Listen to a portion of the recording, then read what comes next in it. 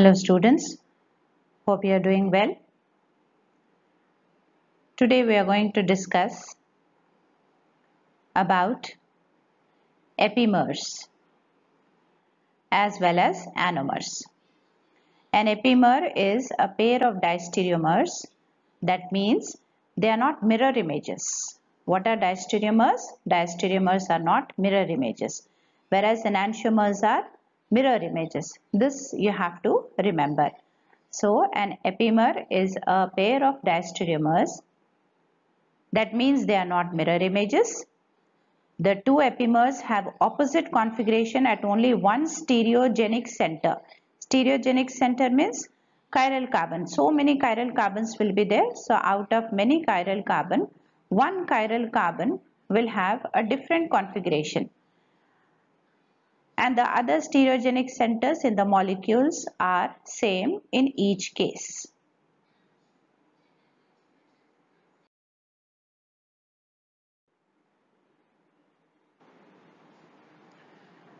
Now let us take up one example, that is C2 epimers. So what are C2 epimers?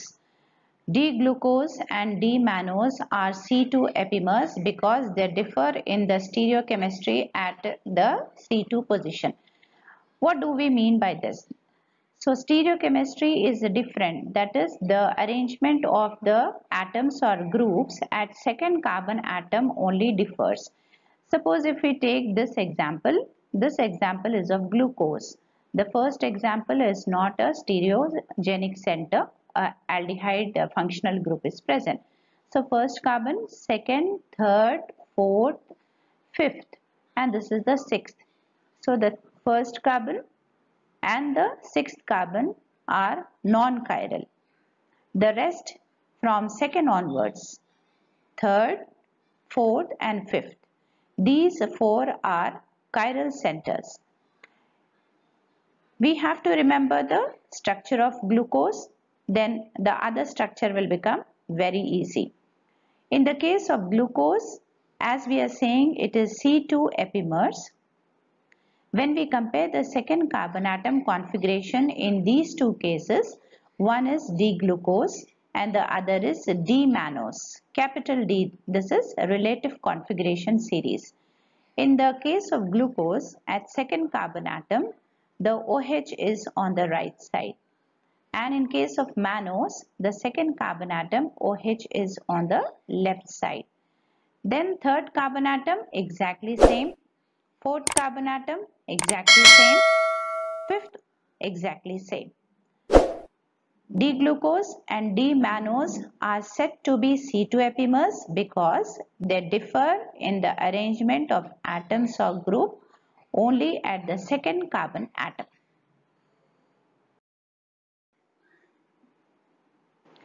Next we are going to take up another example of epimers, C3 epimers. D-glucose and D-allose are C3 epimers because they differ only in the stereochemistry at a C3 position. Now as we all know that this is the structure of glucose. The first and the last carbon atoms are non-chiral. Second carbon atom configuration in case of glucose as well as allose is exactly same. Now when we take up the third configuration of the third carbon atom in case of glucose, the H is present on the right side, whereas in case of allose, H is present on the left hand side. And then fourth carbon atom configuration in case of glucose as well as allose is exactly same. Likewise, the fifth carbon atom configuration in case of glucose and allose is also exactly same. So why they are called as a C3 epimers, D-glucose and D-allose? Because they differ in the configuration at only the third carbon atom. The rest of the chiral centers show exactly the same configuration. Next we are going to take up next type of epimer as the C4 epimers. D-glucose and D-galactose are C4 epimers because they differ only in the stereochemistry at the C4 position. The first carbon in both the cases as well as the sixth carbon in both the cases, that is the glucose as well as galactose, is non-chiral. The second carbon atom configuration in both glucose and galactose, third carbon configuration in both glucose and galactose is also same. There is no difference. Now when we come to the fourth carbon atom, in case of glucose, the OH is present on the right side and H on the left side. Whereas in case of galactose, OH is present on the left side and H on the right side. So this is the difference in the configuration at fourth carbon atom. When we consider the fifth carbon atom, the configuration in case of glucose as well as galactose is exactly same. So hence they are called as C4 epimers because they differ in the configuration only at the fourth carbon atom. The rest of the carbon atoms in case of glucose and the galactose possess the same configuration. Now we are going to take up the example for the C5 epimers. D-glucose and L-iodose are C5 epimers because they differ in the stereochemistry at C5 position. Here, the fifth, in case of glucose, the fifth carbon atom configuration is only different. In case of glucose, at the fifth carbon atom, OH is present on the right hand side, whereas in case of L-iodose, the OH is present on the left hand side.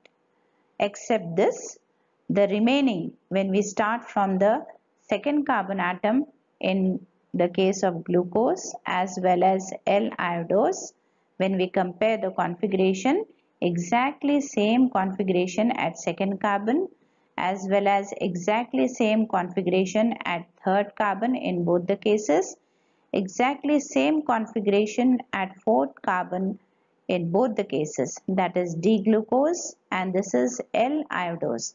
Why we got L over here? Why we got D over here?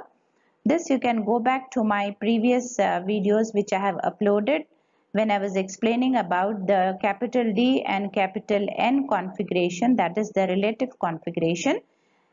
When you watch that video, the doubt of capital D and capital L will be cleared. That is the reason, because it is the highest configuration carbon atom over here. The OH is present on the right hand side, which we are going to compare with the D-glyceraldehyde. It is given as D-glucose. And this is the configuration at the fifth carbon atom, which is the highest asymmetric center over here. When the OH is present on the left hand side, we are going to compare this with the L-glyceraldehyde. That is why here it is mentioned as L-iodose. So the difference in the configuration in case of D-glucose and L-iodose is at fifth carbon atom. That is why they are called as C5 epimers. Hope all the examples of epimers are clear. Now we are going to take up with the next one, that is an anomer. An anomer is an epimer. It is a type of epimer, right? An anomer is an epimer at the hemiacetal or hemiketal carbon in a cyclic monosaccharide. The anomeric carbon is the carbon which is derived from the carbonyl carbon compound. What is that? That is nothing but, what is an anomeric carbon? An anomeric carbon is nothing but it is a carbonyl carbon belonging to either a keto group or the aldehyde functional group of the open chain form of the monosaccharide.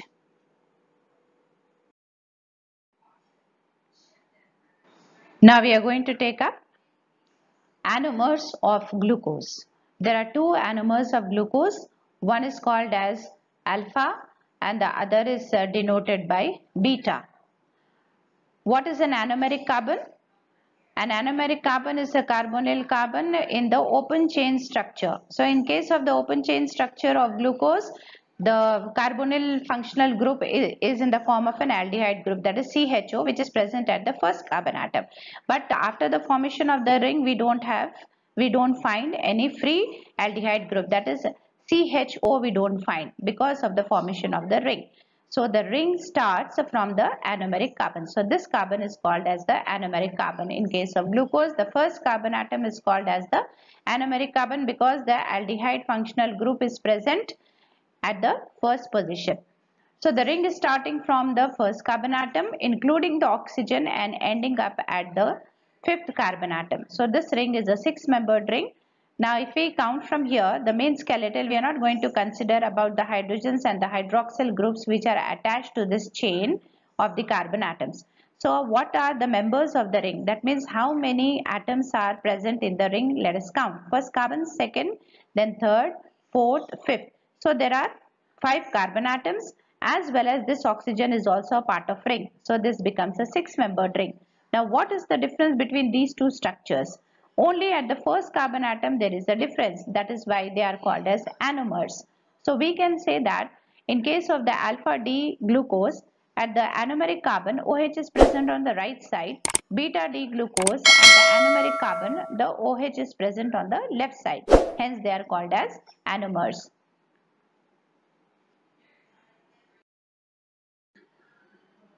Next we are going to take up the anomers of fructose. For fructose, we have to remember one thing, that it can exist as a six-membered ring as well as in the five-membered ring structure. Here we are going to discuss first about the six-membered ring. Six-membered ring means total there should be 6 atoms in the ring.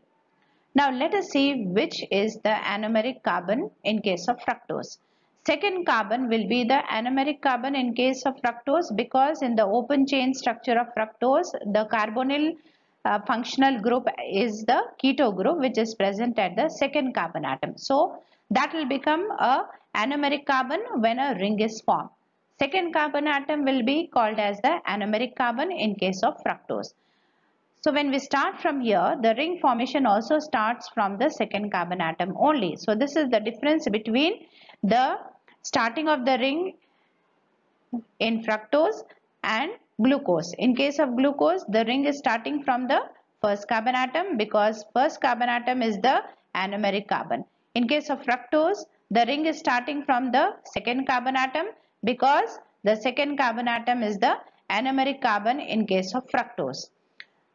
So the ring is starting from the second carbon, then third, fourth, fifth, and the sixth carbon is also a part of the ring, including this oxygen. So total there are 6 atoms in the ring. On the anomeric carbon, when the OH is present on the right hand side, that will be called as an alpha anomer. On the anomeric carbon, if OH is present at left hand side, then that will be called as the beta anomer. Now let us see the 5-membered ring structure of fructose. Here also we have the anomers, but the ring size is different. One thing very important we have to remember about fructose, whether it is a 6-membered ring structure or the 5-membered ring structure, the anomeric carbon remains at the second position only because the keto group in the open chain structure of fructose is at the second position. The size of the ring may differ. That means how many atoms are present in the ring only differs, but not the position of the anomeric carbon. Now when we consider the 5-membered ring, when we start from here, this carbon, then this is the second carbon, third carbon, fourth carbon, fifth carbon, including this oxygen. So total 4 carbon atoms and 1 oxygen. This constitutes a 5-membered ring. Now the notations alpha and beta are with respect to the anomeric carbon. If on the anomeric carbon the OH is present on the right hand side, then it will be called as an alpha anomer. On the anomeric carbon, if OH is present on the left hand side, that will be called as a beta anomer. So alpha and beta notations have got nothing to do with the size of the ring. So they are related only the presence of the hydroxyl group, whether on the right hand side or on the left hand side on the anomeric carbon. They have got nothing to do with the size of the ring.